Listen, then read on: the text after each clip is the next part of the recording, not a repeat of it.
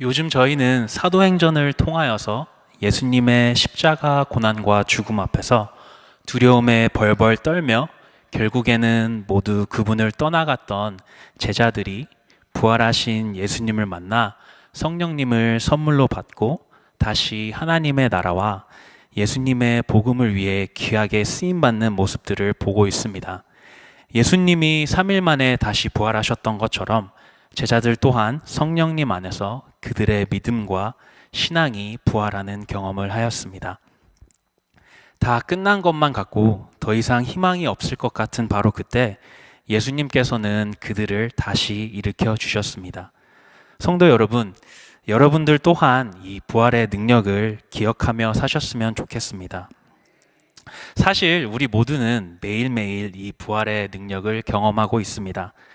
아니, 이게 무슨 황당한 소리예요? 라고 하실 수도 있겠지만 부활의 능력을 경험하신 여러분은 바로 지금 이 자리에 나와 찬양과 기도의 자리로 나아가고 있습니다. 조금 더 쉽게 말하면 우리가 잠을 잘 때 우리는 간접적으로 죽음을 경험하고 또 그 잠자리에서 깨어날 때 우리는 간접적으로 부활을 경험합니다. 빠르게 지나가는 세월이 야속하게 느껴지기도 하겠지만 늘 우리에게 새날을 허락해 주시는 하나님께 너무 감사합니다. 또한 성령님의 인도함을 받는 사도들은 예루살렘의 성전에서 유대인들에게 담대히 예수님을 전하기 시작했습니다.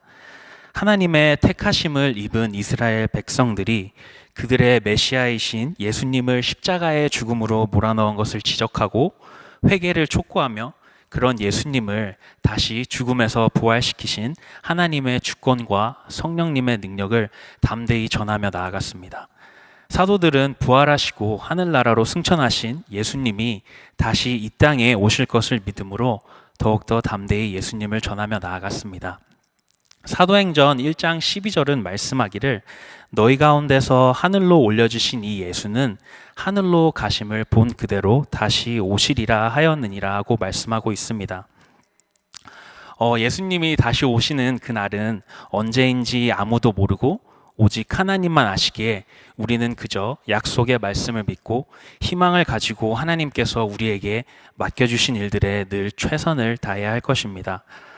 특별히 오늘 본문 사도행전 8장 2절부터 13절까지의 말씀은 본격적으로 하나님께서 성도들이 당하는 핍박과 고난, 시련을 통해서 어떻게 하나님의 나라가 확장시켜 나가는지를 보여주고 있습니다.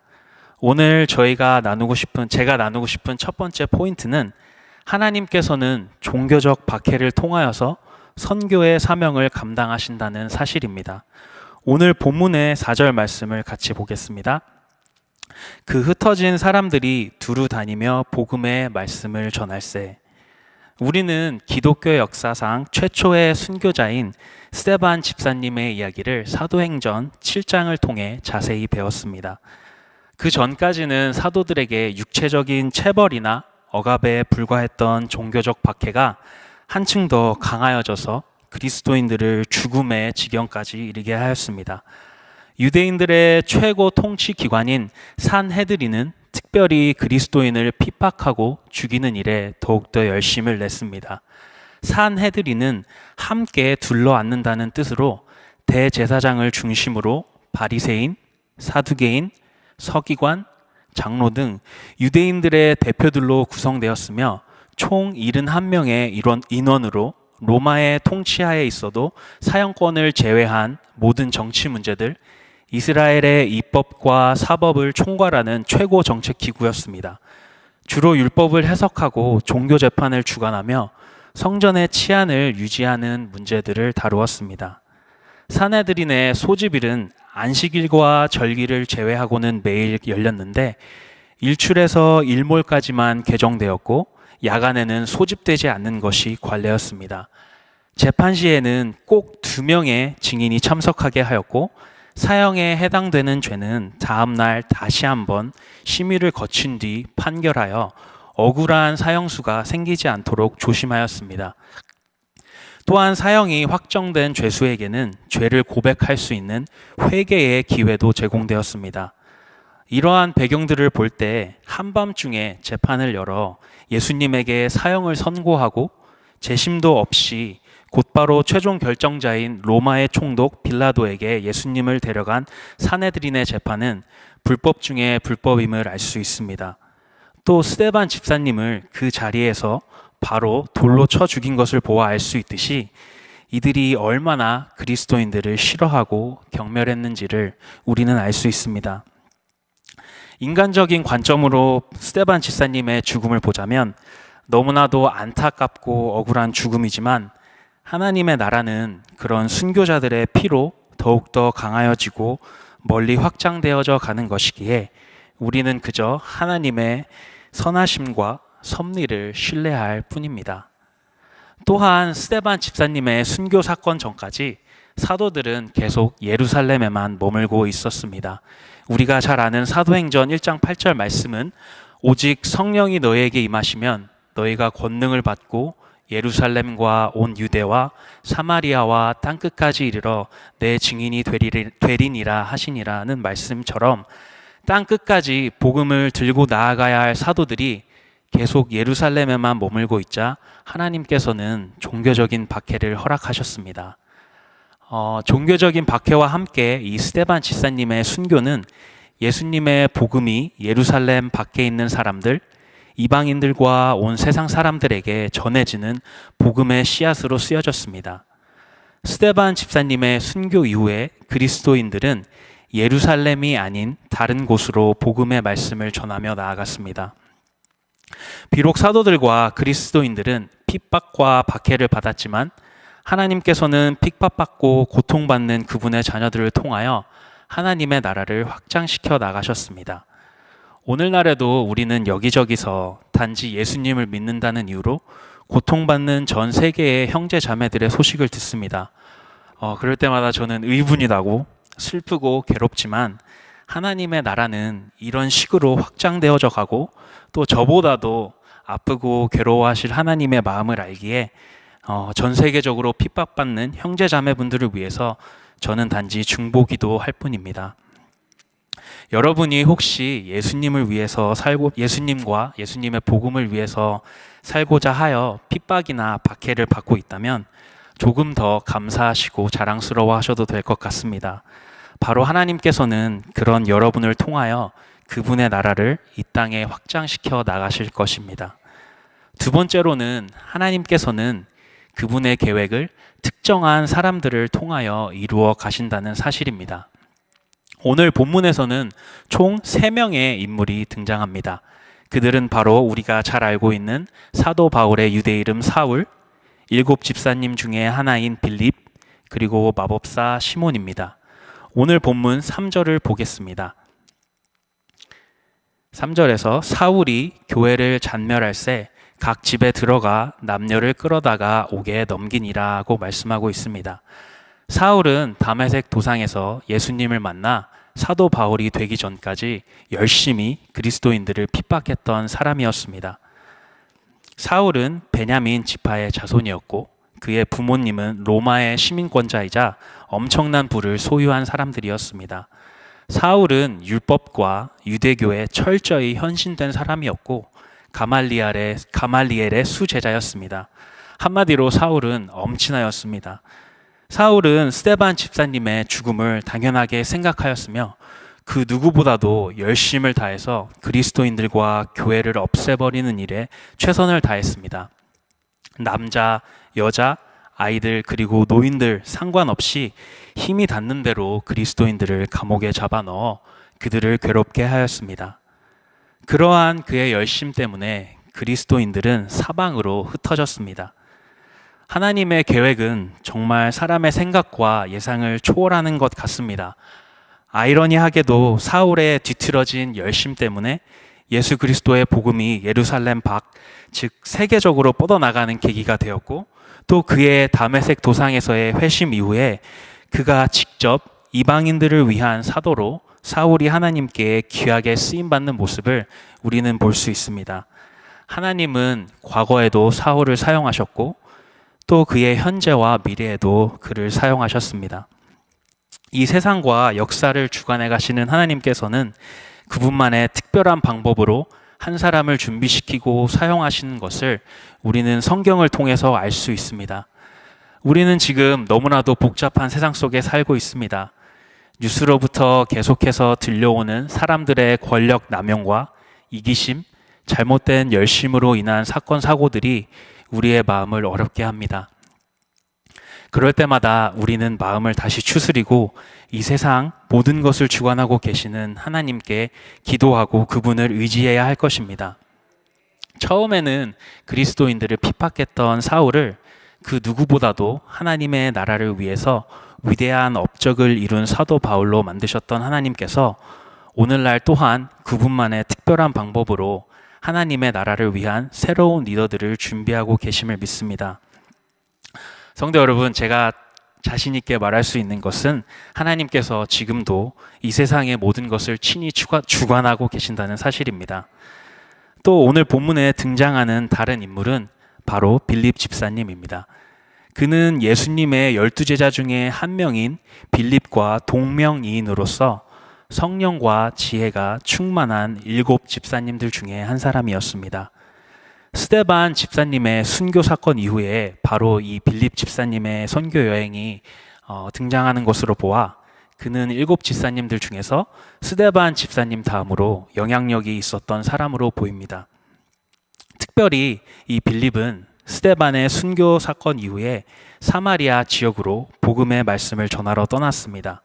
오늘날로 말하자면 그는 처음으로 예수님의 복음을 들고 선교 여행을 떠난 사람이라 할 수 있겠습니다. 5절을 같이 보겠습니다. 같이 읽을까요? 하나, 둘, 셋. 빌립이 사마리아 성에 내려가 그리스도를 백성에게 전파하니.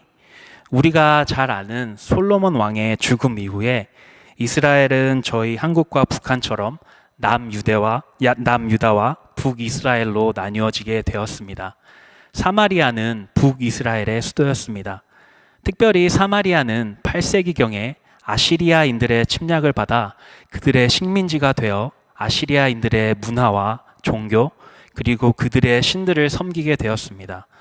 북이스라엘에 거주하던 수많은 유대인들이 아시리아에 속해 있는 다른 식민지들로 보내어졌고 그렇게 사마리아인들은 점점 유대인이라는 정체성을 잃어가게 되었습니다. 사마리아인들은 완전한 이방인들이라기보다는 하나님을 믿고 율법도 지키지만 거기에 또 아시리아인들의 신들까지도 믿는 다종교의 문화를 갖고 있었습니다. 오직 유일하신 하나님만을 섬긴다는 유대인들의 눈에 사마리아인들은 상종할 가치도 없는 사람들로 보였습니다.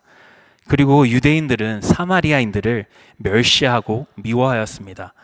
가장 쉬운 예로 예수님의 제자였던 야고보와 요한은 누가복음 9장에서 사마리아인들은 하나님의 심판으로 불에 타지는 것이 마땅하다라고 이야기하고 있습니다.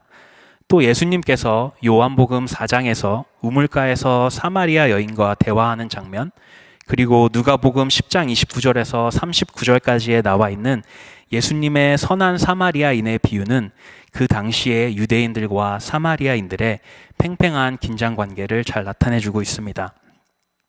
그러한 사마리아의 땅으로 빌립은 성령의 인도하심을 받아 예수 그리스도를 사마리아인들에게 전하며 나아가고 있습니다.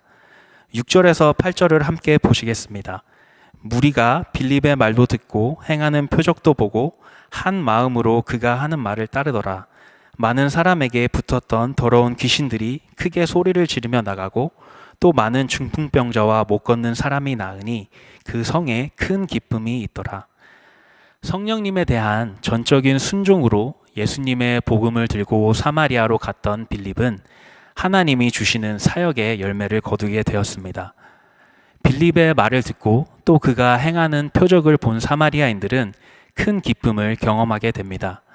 오늘날처럼 의료가 발달하지 않은 초대교회 사회에서는 성령님의 치유하심의 역사가 자주자주 일어났습니다. 특별히 성령님의 사역을 자세히 기록하고 있는 사도행전에서는 수많은 병고침의 은사와 기적과 표적들이 일어나는 것을 볼 수 있습니다. 저는 오늘날에도 충분히 이러한 기적과 표적들이 일어날 수 있다고 믿습니다. 좋은 약과 의사, 그리고 첨단 의료 시설들의 도움과 함께 여호와 라파, 즉 치료하시는 하나님의 능력을 저와 여러분들이 충만하게 경험하게 되기를 간절히 축복합니다. 또한 여기서 주목해야 할 것은 바로 사마리아인들이 한 마음으로 빌립이 하는 말을 따랐다고 하는 것입니다. 6절을 같이 다시 보겠습니다. 무리가 빌립의 말도 듣고 행하는 표적도 보고 한 마음으로 그가 하는 말을 따르더라.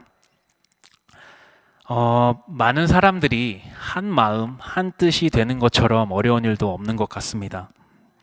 왜냐하면 우리 각자는 저마다의 생각과 경험이 있고 자기만의 옳은 소견대로 살고자 하는 고집과 성향이 있기 때문입니다.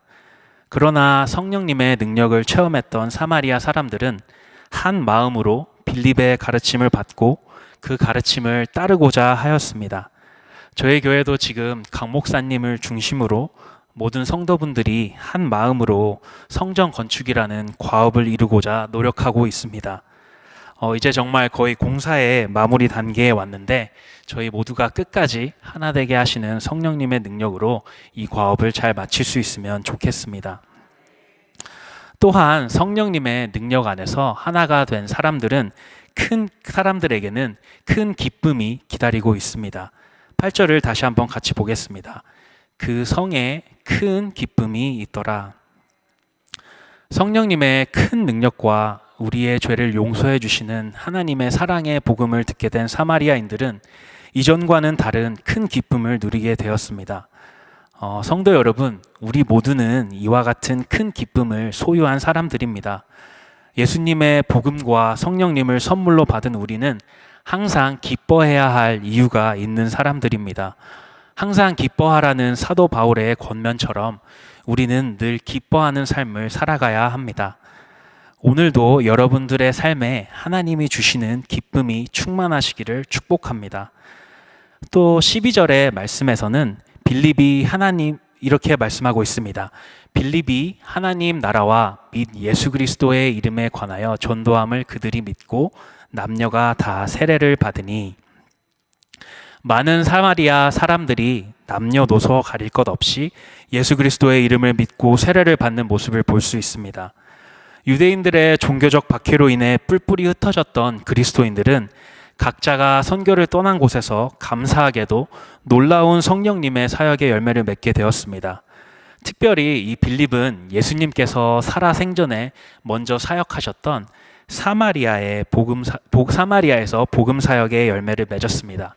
우리가 잘 알고 있는 요한복음 4장에서는 예수님과 사마리아 여인의 이야기가 나옵니다. 예수님께서 먼저 사마리아의 한 여인을 만나기 위해 사마리아를 지나가셨습니다. 예수님께서는 그 여인에게 영원한 샘물이신 자신을 선물했고 그 여인을 통하여서 유대인들에게 멸시받는 사마리아인들을 메시아이신 예수님 자신에게로 돌아올 수 있도록 하셨습니다.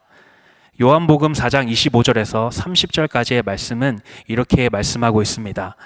여자가 이르되 메시아 곧 그리스도라 하는 이가 오실 줄을 내가 아노니 그가 오시면 모든 것을 우리에게 알려주시리이다.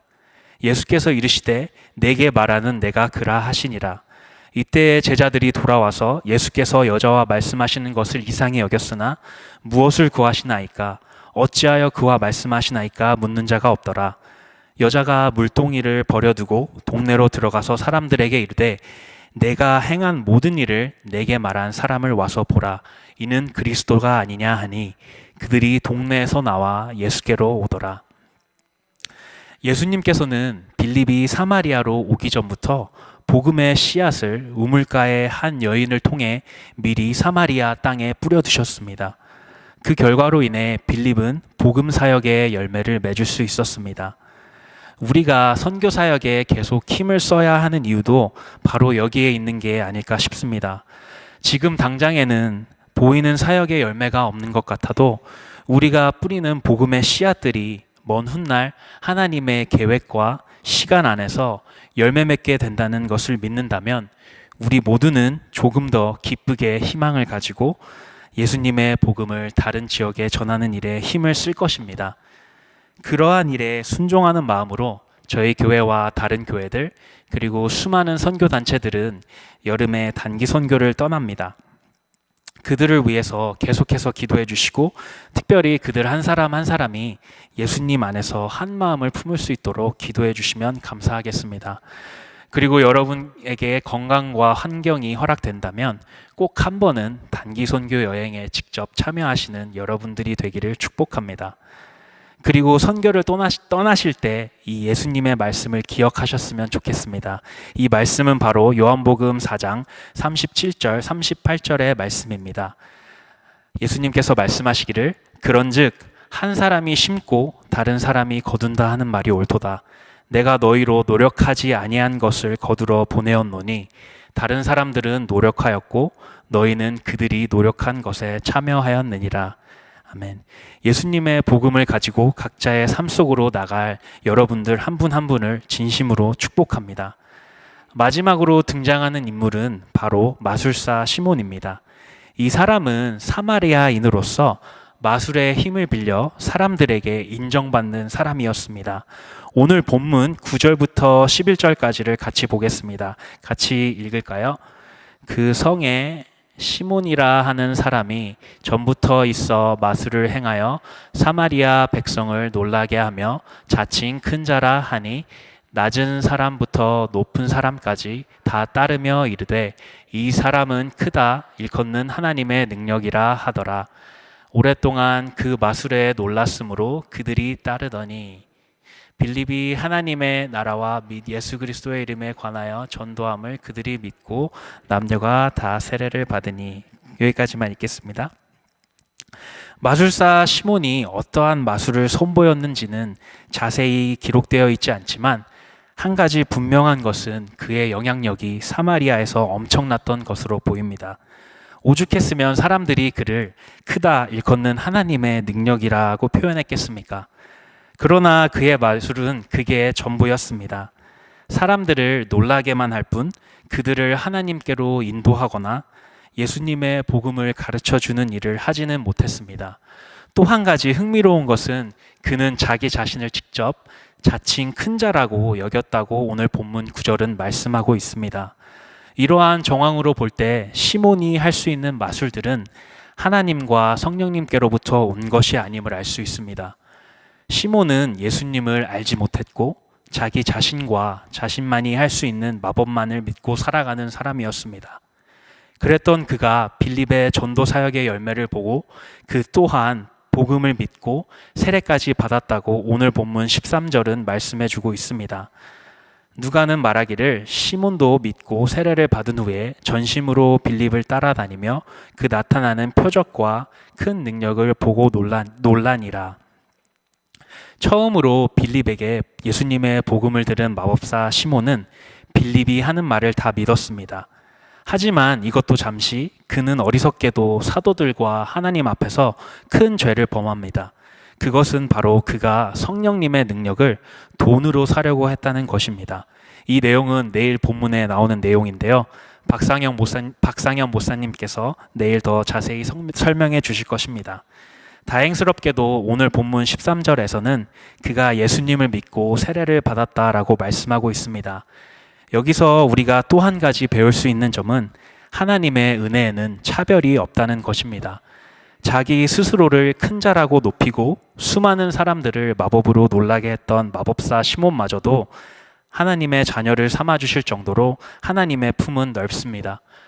또 유대인들에게 경멸당하고 다른 신들을 섬기고 있던 사마리아인들에게까지도 그분의 자녀 삼아 주실 정도로 하나님의 품은 넓습니다.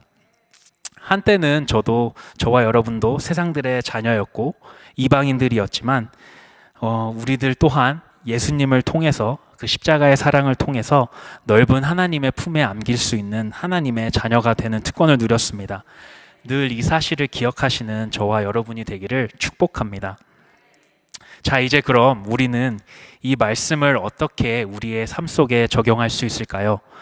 첫째로는 우리 또한 핍박과 고난 속에서도 하나님의 사랑을 전하고 나누어야 합니다. 저는 여러분들이 예수님의 복음과 하나님의 나라를 위해서 어떤 핍박이나 고난을 받고 있는지 자세히 알 수 없습니다. 하지만 제가 자신 있게 얘기할 수 있는 것은 우리 하나님은 모든 것을 알고 계신다는 사실입니다.